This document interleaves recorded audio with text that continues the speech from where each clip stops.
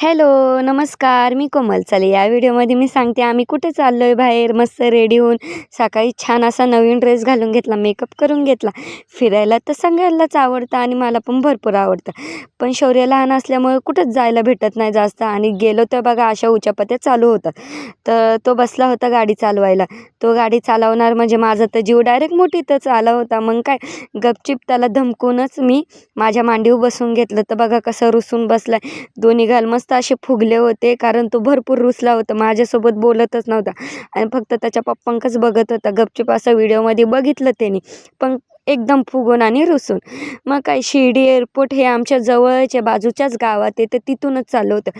आणि जेव्हा आम्ही घरी असतो तेव्हा तर भरपूर प्लेन उडत असतात. पण आत्ता काही एक पण प्लेन उडत नव्हता आणि मी तर व्हिडिओ चालू करून ठेवला होता.